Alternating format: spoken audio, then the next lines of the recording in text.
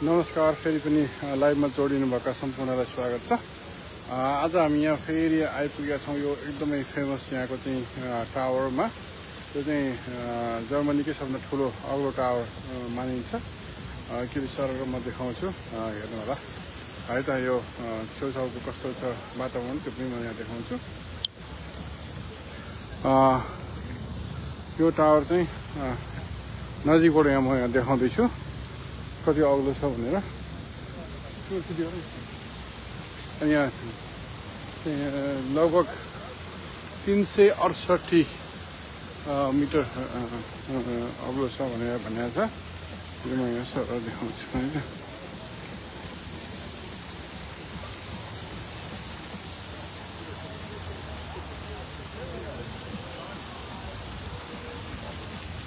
यहाँबाट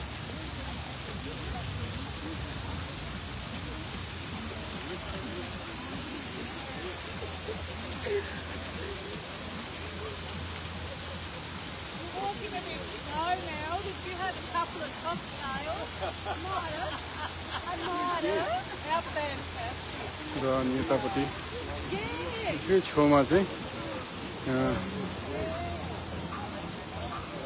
त्यो भन्यो भने बर्लिनमा प्रत्येक घर जस्तो चाहिँ यस्तो शैलीमा घरहरू बनाएको चाहिँ यहाँ म देखाउँदैछु।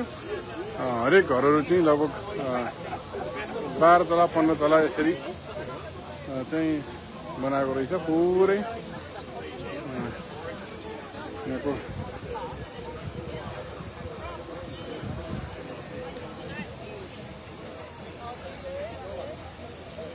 यतापट्टि जुन हिजो मैले हालेको थिएँ डोम, त्यो डोम यतापट्टि पर्छ। अनि पर्तिरपट्टि फेरि यहाँ अर्को संरचना देखिन्छ।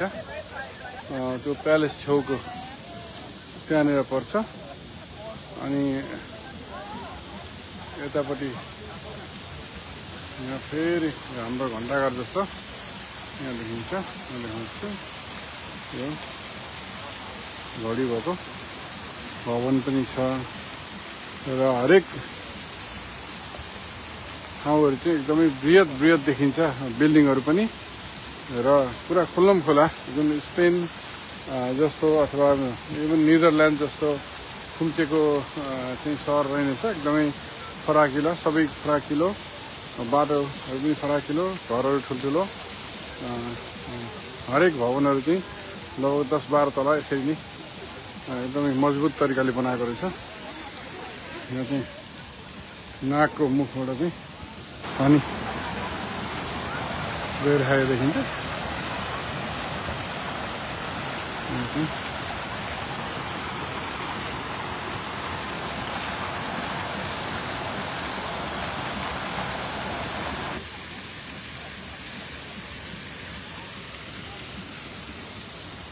सरर एकचोटि यहाँ देखाउँछु सम्झ कुन शताब्दीको हो।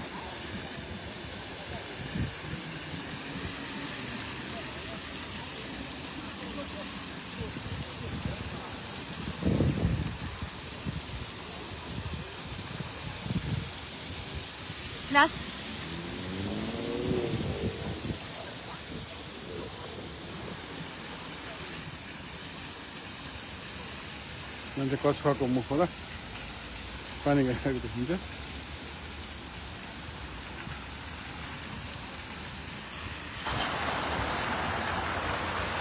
माथि देखिन्छ बच्चाहरू पानी छुट्याइरहेको देखिन्छ।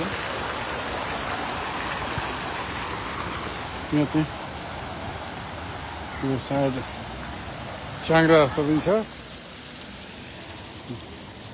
यो भेडा जस्तो छ। यो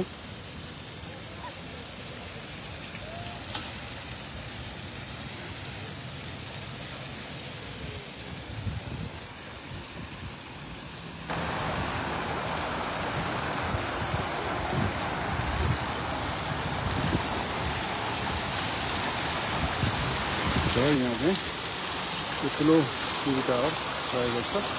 एकदमै फेमस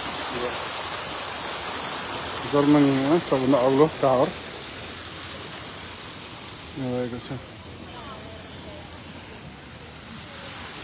आशा गर्छु यहाँहरूलाई यो भिडियो मन पर्यो होला र अब हामी जर्मनीको लगभग अब बर्लिन सहरबाट चाहिँ भोलि ह्याम्बर्गतिर लाग्दैछौँ। ह्याम्बर्गबाट चाहिँ हामी लाइभमा आउँछौँ। त्यो बिचमा कुनै त्यस्तो इन्ट्रेस्टिङ कुराहरू भयो भने यहाँहरूलाई म पस्किनेछु। हस्त नमस्कार, शुभरात्रि।